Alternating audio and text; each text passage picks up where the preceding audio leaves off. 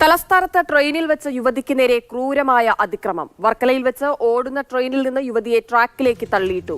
ഗുരുതരമായി പരിക്കേറ്റ തിരുവനന്തപുരം പാലോട് സ്വദേശിനി ശ്രീകുട്ടി തിരുവനന്തപുരം മെഡിക്കൽ കോളേജ് ആശുപത്രിയിൽ ചികിത്സയിലാണുള്ളത്. സംഭവത്തിൽ സുരേഷ് കുമാർ എന്നയാളെ കൊച്ചുവേളിയിൽ വെച്ച് പോലീസ് കസ്റ്റഡിയിലെടുത്തിട്ടുണ്ട്. തുടർന്ന് ഫോർട്ട് ആശുപത്രിയിൽ എത്തിച്ച പ്രതിയെ മെഡിക്കൽ പരിശോധനയ്ക്ക് വിധേയമാക്കി. യാത്രക്കാരനായ ഇയാൾ മദ്യലഹരിയിലാണെന്ന് റെയിൽവേ പോലീസ് അറിയിച്ചു. താങ്കൾ എന്തിനാണ് ഒരു പെൺകുട്ടിയെ ആക്രമിച്ചത്? താങ്കൾ മദ്യപിച്ചിട്ടുണ്ട്. താങ്കൾ മദ്യപിച്ച് ആക്രമിച്ചു എന്നുള്ളതാണ് കുട്ടിക്ക് ഒപ്പം ഉണ്ടായിരുന്ന ആളുകൾ പറയുന്നത്. നിങ്ങൾ ആ പെൺകുട്ടി ട്രെയിനിൽ വെച്ച് കണ്ടിരുന്നോ? എനിക്കറിയില്ല ആരാണെന്ന്. താങ്കൾ മദ്യപിച്ചിട്ടുണ്ടോ? എവിടെ? താങ്കൾ മദ്യപിച്ച് ആക്രമിച്ചു എന്നാണ് ആ പെൺകുട്ടി പറയുന്നത്. ആ പെൺകുട്ടിക്ക് ഒപ്പം ഉണ്ടായിരുന്ന താങ്കൾ ആക്രമിച്ച രണ്ടാമത്തെ പെൺകുട്ടി അതുകൊണ്ട് അറിയാമോ? അതൊരു ബംഗാളിയാണ്. ഞാൻ കണ്ടുകൊണ്ടിരിക്കുന്നു. അന്യസംസ്ഥാന തൊഴിലാളി ചവിട്ടി താങ്കളല്ലെന്നാണ് പറയുന്നത്. ഞാൻ ബാത്റൂമിൽ അവിടെ നിൽക്കുന്നു. ഞാൻ ഒരു സീറ്റ് പരിശോധിക്കുകയാണ്. നിങ്ങൾ ചവിട്ടിയിട്ടില്ലെന്നാണോ? താങ്കളൊന്നും ചെയ്തില്ലെന്നാണ് പറയുന്നത്.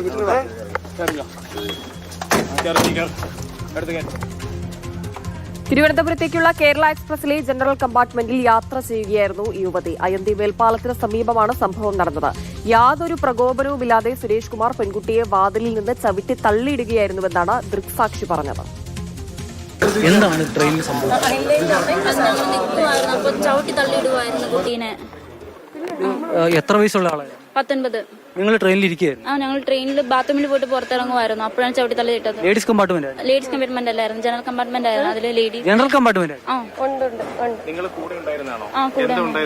അത് ഞങ്ങള് ബാത്റൂമിൽ പോയിട്ട് ഇറങ്ങിയപ്പോഴത്തേക്കും പുള്ളിക്കാരിയെ ചവിട്ടി നടുവിന് ചവിട്ടി തള്ളിയിടുമായിരുന്നു. എന്നിട്ട് എന്റെ കൈയും കാലിനെയും പിടിച്ച് എന്നെയും പാതി പുറത്തിട്ട്.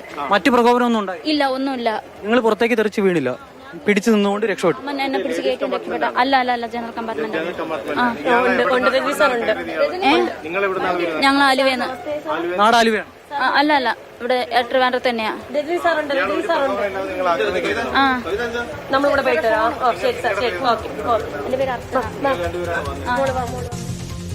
എതിരെ വന്ന മെമു ട്രെയിൻ നിർത്തി അതിൽ കയറ്റിയാണ് ശ്രീകുട്ടിയെ വർക്കല സ്റ്റേഷനിൽ നിന്ന് ആശുപത്രിയിലേക്ക് എത്തിച്ചത്. ശ്രീകുട്ടിയുടെ ആരോഗ്യനില തൃപ്തികരമാണെന്ന് RPF അറിയിച്ചു. കൂടുതൽ വിവരങ്ങൾ നൽകാനായി രാഹുൽ ജീനാഥ് ചേരുന്നുണ്ട്.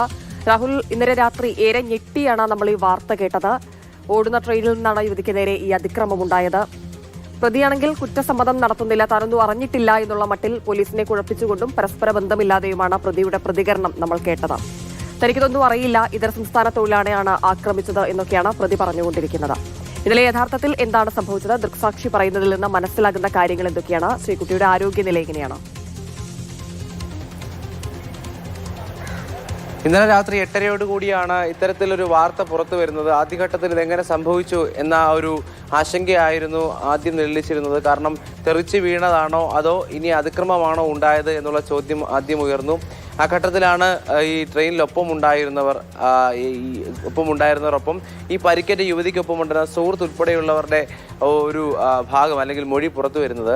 ആ ഘട്ടത്തിലൊക്കെ നമുക്ക് മനസ്സിലാക്കാൻ കഴിഞ്ഞത് ഏകപക്ഷീയമായൊരു അതിക്രമം അത് നമ്മൾ നേരത്തെ സൂചിപ്പിച്ച ഈ സുരേഷ് കുമാർ എന്ന പ്രതിയുടെ ഭാഗത്തു നിന്നുണ്ടായി എന്നുള്ളത് തന്നെയാണ് മനസ്സിലാക്കിയത്. പിന്നീടാണ് പ്രതി ഇത്തരത്തിൽ എല്ലാം നിഷേധിക്കുന്ന മനോഭാവത്തിലേക്ക് കാര്യങ്ങൾ വന്നത്. കാരണം ഇത്തരത്തിൽ ഇത് വെറുതെ പറയുന്നതാണ്, ഈ പറയുന്നവർക്ക് വട്ടാണ്. പ്രത്യേകിച്ച് ആ യുവതിക്കൊപ്പം ഉണ്ടായിരുന്ന ആ സുഹൃത്ത്, അതായത് വളരെ പരിഭ്രമിച്ച് അതിക്രമത്തിന് ഇരയായ അവർ പറഞ്ഞതെല്ലാം തെറ്റാണ്, അവർക്ക് വട്ടാണ് എന്നുള്ള രീതിയിലുള്ള കാര്യങ്ങൾ പറയുന്നു. അത് പക്ഷേ അംഗീകരിക്കാനായി കഴിയുന്നില്ല. പക്ഷേ ഏറ്റവും ഒടുവിൽ സ്ഥിരീകരണം വരുന്നത് റെയിൽവേ പോലീസിന്റെ ഭാഗത്തു നിന്നാണ്. RPF തന്നെ പറയുന്നുണ്ട് ഇത് അതിക്രമമായിരുന്നു, ഏകപക്ഷീയമായ അതിക്രമമായിരുന്നു. അതിൽ വലിയ പരിക്കേറ്റ ശ്രീകുട്ടി എന്ന യുവതി, ആ പരിക്കേറ്റ യുവതിക്ക് ഏകപക്ഷീയമായ ആക്രമണം ഉണ്ടാകുന്നു, ചവിട്ടി താഴേക്കിടുകയായിരുന്നു എന്ന് RPF തന്നെ സ്ഥിരീകരിക്കുന്നുണ്ട്. ഒപ്പം ഉണ്ടായിരുന്ന സുഹൃത്തിനും അതിക്രമം നേരിടേണ്ടി വരുന്നുണ്ട്. എന്തായാലും അതിക്രമം ഉണ്ടായി എന്നുള്ളത് RPF തന്നെ സ്ഥിരീകരിക്കുന്നുണ്ട്. അതുകൊണ്ട് അതിൽ മറുവാദങ്ങൾ ഇനി ഉണ്ടാകില്ല എന്നുള്ളത് തന്നെയാണ്. ഇന്നായിരിക്കും ഇനി കൂടുതൽ ചോദ്യം ചെയ്യലിലേക്ക് കടക്കുക. കാരണം ഇന്നലെ മദ്യലഹരിയിലായിരുന്നു എന്നുള്ളതിൽ നമുക്ക് വ്യക്തമായ ഒരു ധാരണ ലഭിച്ചിട്ടില്ല. എങ്കിലും വൈദ്യപരിശോധന പൂർത്തിയാക്കിയിട്ടുണ്ട് പ്രതിയുടെ. ഈ മദ്യലഹരിയിലാണോ ഈ അതിക്രമം നടത്തിയ ശേഷം നിഷേധിക്കാൻ പോകുന്ന തരത്തിലേക്കുള്ള ഒരു മനോഭാവം ഉണ്ടായത് എന്നുള്ള ചോദ്യവും നിലനിൽക്കുന്നുണ്ട്. ഏതായാലും ആശ്വാസകരമായ ഒരു വാർത്ത മെഡിക്കൽ കോളേജിൽ നിന്ന് പങ്കുവയ്ക്കാനുള്ളത് ആരോഗ്യനില, അതായത് യുവതി ശ്രീകുട്ടിയുടെ ആരോഗ്യനില തൃപ്തികരമാണെന്ന് ഇന്നലെ RPF അറിയിച്ചിരുന്നു. അതിന്റെ ഭാഗമായി ഇപ്പോൾ മൾട്ടി സ്പെഷ്യാലിറ്റി ICUവിലാണ് ചികിത്സ തുടരുന്നത്. കാരണം ആദ്യഘട്ടത്തിൽ വർക്കലയിലാണ് കൊണ്ടുപോയത്. വർക്കലയിൽ കൊണ്ടുപോയ ശേഷം വിദഗ്ധ ചികിത്സ വേണം എന്ന് പറഞ്ഞതിന്റെ ഭാഗമായാണ് തിരുവനന്തപുരം മെഡിക്കൽ കോളേജിലേക്ക് ശ്രീകുട്ടിയുമായുള്ള ആംബുലൻസ് എത്തുന്നത്. എത്തിയ ശേഷം ഇത്തരത്തിൽ ഈ പറയുന്നത് പോലെ ഏറ്റവും പ്രധാനമായി തലയ്ക്കാണ് ക്ഷതമേറ്റിട്ടുള്ളത്. ഓടുന്ന ട്രെയിനാണ്, ഏകപക്ഷീയമായൊരു അതിക്രമമാണ്, ഒന്ന് ചെറുക്കാൻ പോലും കഴിയാത്തൊരവസ്ഥയിലായിരുന്നു. അതുകൊണ്ട് തന്നെ ആ വീഴ്ചയുടെ ആഘാതം വളരെ വലുതാകും എന്ന് നമുക്ക് ഊഹിക്കാം.